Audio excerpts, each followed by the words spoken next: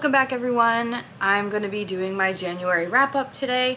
I read 8 books in January, and I will be talking about my thoughts and my ratings with the help of my always fully booked planner by Little Inklings. This planner is amazing. I've never had a planner I could use for my reading and my regular life before. I'm not sponsored. I just love her so much. And these sell out so fast. So if you want one for next year, I highly recommend following her on all her socials. She's on Instagram, she's on TikTok, she might also be on YouTube, and paying attention when she starts to release next year's because they go fast and you do not want to live without this if you don't already have one. So let's just get right into it. Starting with the first book I finished this year, which was The Secret Garden. I hope you can see things. I read a lot of these books on audio. My new commute to my new job is quite long, so I get a lot of my reading done on my commute. So the first book I read was The Secret Garden. I really enjoyed it. I started this book for the first time when I was in 6th grade. My 6th/7th grade ELA teacher had a beautiful velvet-bound copy of The Secret Garden, and it's our cat. You'll probably hear him or see him at some point. His name's Frodo, and he's very whiny. Anyway, so my teacher had this beautiful velvet-bound copy, and I started to read it, but I wasn't reading it fast enough, and I had to give it back. So I never finished it, and I didn't get far enough into it that I was like, oh my gosh, I have to pick this up, I have to own a copy, or whatever. So I just never went back to it. And at the end of last year, there was a book group that I was in on Facebook called Playbookers, where they would release a series of prompts, just like any other reading challenge, but they would assign you to a team, and each prompt completed had a certain amount of points. So if you finished a book, you could earn points for your team, and I'm very competitive, so that was my whole thing. Unfortunately, they've disbanded, so there's no more Playbookers. But one of the prompts for December was books with flowers on the cover, so I was like, you know what? I have this book. I actually have a hard copy of it somewhere on my shelf. I don't know where it is at the moment, but I saw that the audiobook was narrated by Carrie Hope Fletcher, and I wanted to give it a try. So I rather enjoyed it. I gave it 4.5 stars.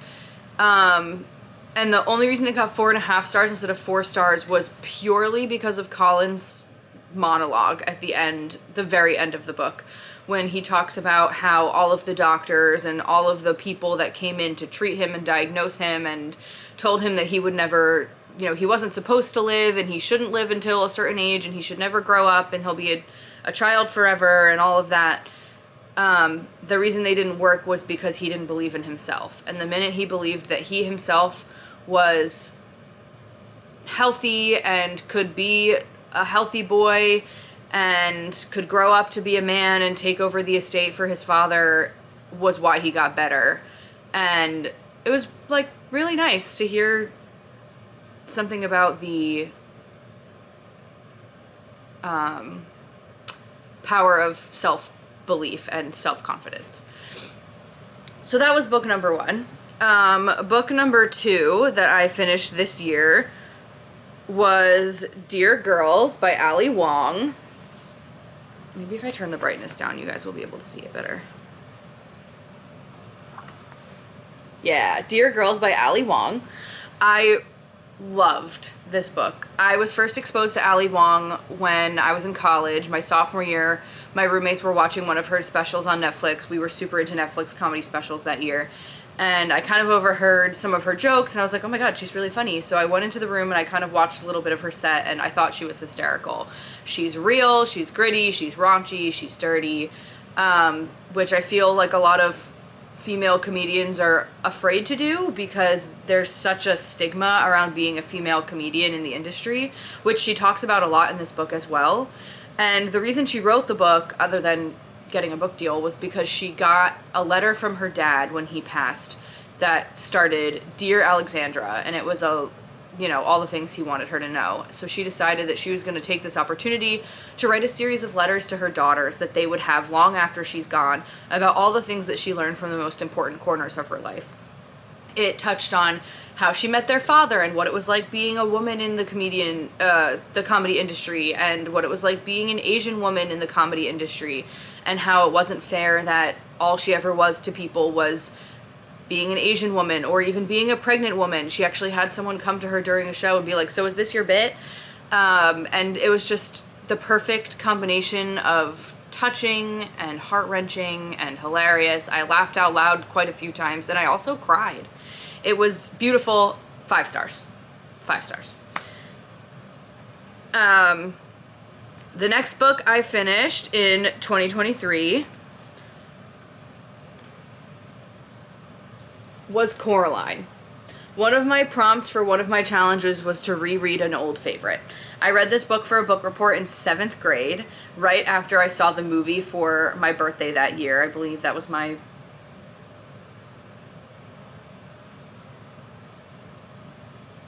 12th birthday.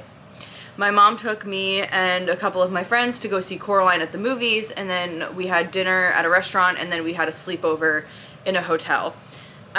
We had breakfast the next day, and then we wanted to go swimming in the pool, and my mom gave us some independence. She watched us through the glass wall in the gym to the pool, and every time she caught our attention, she would hold her hand like this up to her eye and go like this, like she was sewing buttons into her eyes, and we literally screamed. We were terrified. I'm pretty sure we all had nightmares. And that was just from the movie. When I read the book, I didn't realize how gruesome and scary the actual book is. It is truly children's horror. Another 5 stars. I absolutely loved it. It was another audiobook, and it was full cast, so it really added to the magic of the storytelling. The next book I finished, which I really should have brought downstairs with me, was A Court of Mist and Fury. I have so many feelings. I love me a complicated man when it comes to my book boyfriends. And I remember reading ACOTAR on the plane on the way home from my mom's once, and I absolutely loved it. I devoured it, the entire book, in a 2.5-hour plane ride. And I got off the plane.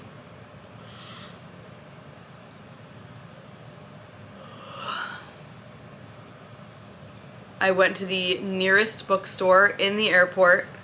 They didn't have Mist and Fury. So I went to the next airport bookstore. Didn't have Mist and Fury. And I read these books in 2020, so it was like a little while after the first couple books had come out. I was devastated. So after my father-in-law dropped me off at home, I got in my car and I drove right to Barnes & Noble and I bought it. I read it for a little bit, and I remember being so angry at Feyre for... Spoiler alert, I'm going to talk spoilers, sorry. I remember being so mad at Feyre leaving Tamlin after all that he had done for her, after all that she had done for him, that I put the book down and walked away. I was like, I don't want to do this anymore. And then I think I was scrolling through either Pinterest or Tumblr, or maybe it was TikTok or something, and people were talking about how much they loved Rysand, and I was like, why? And it seemed like a universal opinion for the most part. So I had to pick it up and start again. And let me just say, anybody who says that ACOTAR is the best book and every book following pales in comparison, I just want to talk. I just want to talk. Because this book was incredible. And I know, everybody's got their thing for Sarah J. Maas. I know a lot of people have issues with her writing, and I fully understand and respect those qualms. However, I needed these fluffy, chunky, fairy fantasy romances with all the drama they come with at this time in my life. And these books did it. They were so good. I think Mist and Fury was one of my favorites. Like, seeing Feyre and Rysand's relationship grow to the point that it did. They're just like, there's no other choice. There's no other choice. It has to be them. And Tamlin sucks. Anyway. The next book I read, also what seemed like it was kind of a controversial opinion among Book Talk, but the next one I read was Legends and Lattes. I do have a hard copy of this, but I put them all upstairs and I don't want to go get them. So, Legends and Lattes, for those of you who might not know, is part of the underappreciated, undervalued, and totally not talked about enough genre, cozy fantasy. It was the first cozy fantasy book I had heard of, but apparently there's a whole genre out there where it's just about fantasy creatures living their lives. I'm really excited to read more in this genre, and this book in particular was a great way to get into it. And the tagline is a novel of high fantasy and low stakes. So basically it's just about this orc who decides that she's done with adventuring and battling after experiencing the flavor and feeling that is coffee for the first time in a gnomish city. She decides to open up her own coffee shop, and no one really knows what coffee is outside of gnomish civilizations, it seems, which makes total sense to me. I mean, they've got to have something to keep them up so they can work all night, right? So she opens this coffee shop with the help of this stone that she pulled out of some creature's head in a battle. Anyway, and like the whole thing was just about them learning about opening a business and like counting on friends when they don't have any stakes in the battle or the adventure, and discovering the magic of cinnamon rolls for the first time, which is like my favorite dessert. So just like the cinnamon roll worship was A+ content. And it was just really sweet. Like, I smiled ear to ear finishing this book. I could have read it in one sitting if I had let myself. It was short, but it was really great. So if you're looking for a palate cleanser or something to get you out of a reading slump, this is it. And a lot of people who have read this book and have noticed people getting into cozy fantasy have said that the Discworld series is also really great, so I'm definitely going to give that a try as well. Legends and Lattes, 5 stars. The next book I finished was my favorite of the ACOTAR series, A Court of Wings and Ruin. And I just think that it's so clever that, you know, everybody always is abbreviating the titles because they're so long. So it's like ACOTAR, ACOMAF, and this one is ACOWAR, which is so apropos. And I read something somewhere that Sarah J. Maas did that on purpose. But she writes this book about the war that's kind of like the climax of the whole series. And it made the last 2 books feel kind of like low stakes in comparison. But this was just so good. Like, action-packed from start to finish. Whenever I see a book that's that long, these books are like 600+ pages. Actually, ACOWAR, I think, was almost 700. It just makes me look at it and go, why? Why do you need to write a book that's 700 pages? No, this needed 700 pages. It was incredible. And, again, I love Rhysand so much. There was so much Faysand content. I really enjoyed getting to know even more all of the members of the Court of Dreams, and Velaris just sounds like such a magical, lovely place, and I love it.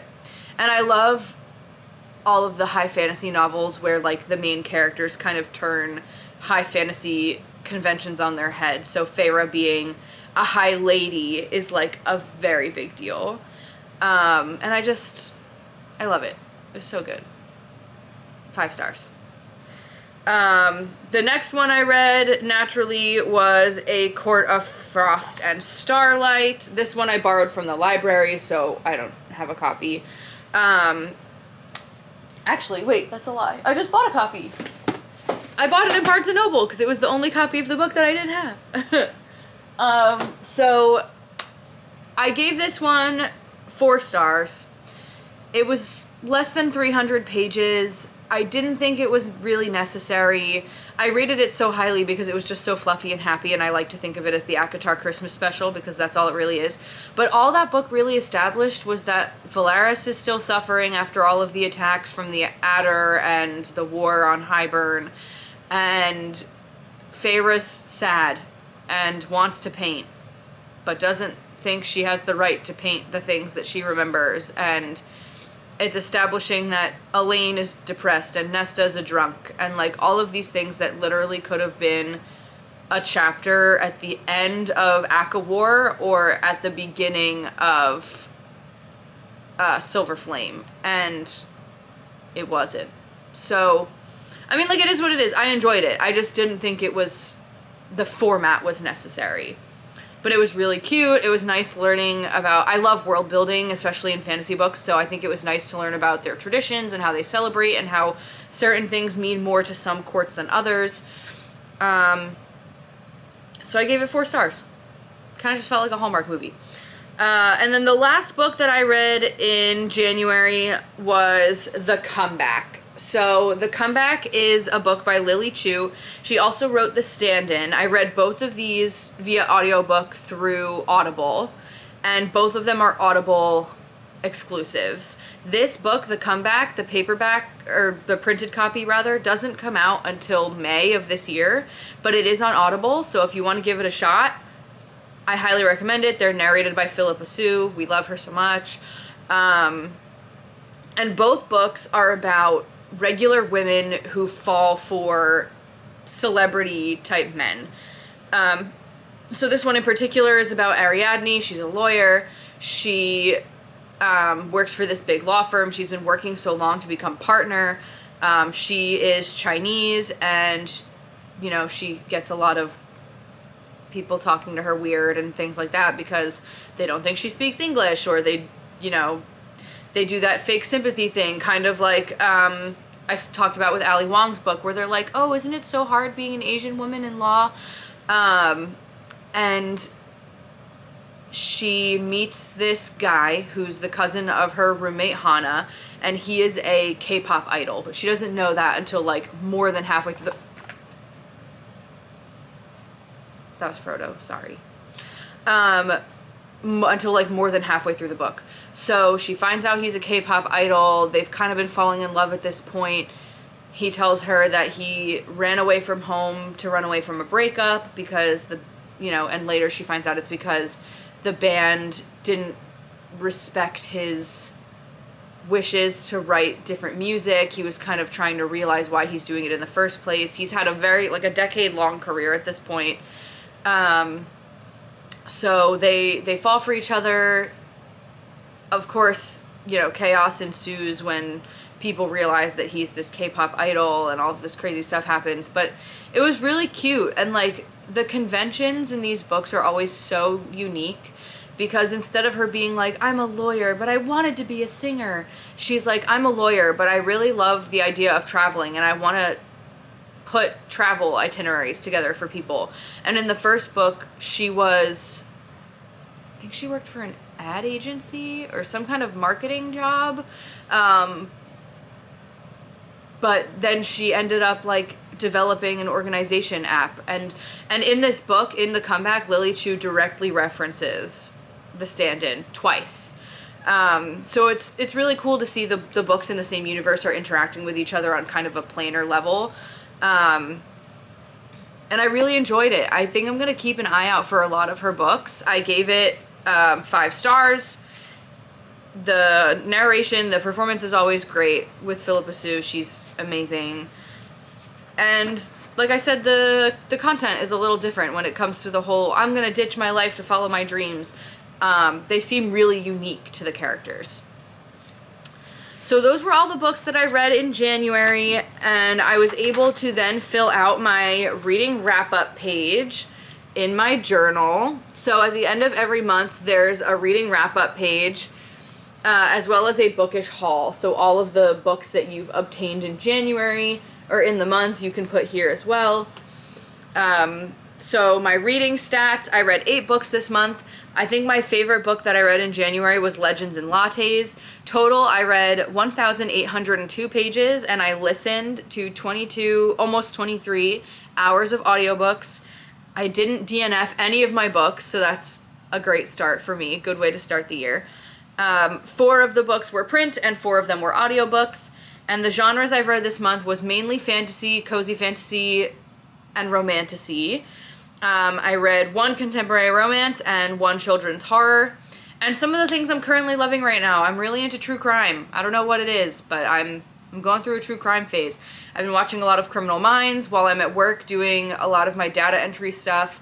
I've been listening to My Favorite Murder. It's a podcast. If you're not familiar and you like true crime, I highly recommend it. It feels like sitting down and talking with your friends about the crazy stuff you've heard on the news. It is explicit, so, you know, listeners beware. I'm also really into baking. I've been doing a Great British Bake Off challenge where every week, or at least every week that I'm able, I've been making a different technical challenge. Just the recipe. I'm not trying to like leave things out and be crazy like they do on the show, because I'm not that skilled. But I know that a lot of the tasks they assign them are difficult bakes or bakes that require a lot of technique. So I'm kind of testing out to see how good of a baker I really am. It's been about 50-50 with the successes, and this weekend I'm supposed to be making a chocolate roulade, so I'm very excited. Yeah, so that's kind of what I'm into right now. I'm also really into Disney Dreamlight Valley. I'm a tad obsessed. I've played it pretty much almost every single day since it came out. It's like my new Animal Crossing, but it feels like it has more purpose than Animal Crossing, you know? So anyway, thank you for watching my video. I'm going to be posting a couple different things this week. My sister and I are doing a readathon today because it is freezing outside. There's a polar vortex going on in New Jersey, and it is literally 6 degrees. Like, our house was freezing overnight. So we're going to stay in. We're going to read a little bit. We have to pop over to the theater later, and then we're going to come back and read some more. Yeah, my birthday is next week, so we might have another late posting for next week because I'll be in the city with my husband, so hopefully I'll be able to get something done this week to post for you guys on Friday. And yeah, I think that's it. So again, thank you guys so much for watching. If you aren't subscribed, subscribe and hit that notification bell, and say some things in the comments. If you have any videos you'd like to see me make, let me know, and I will see you on the next page.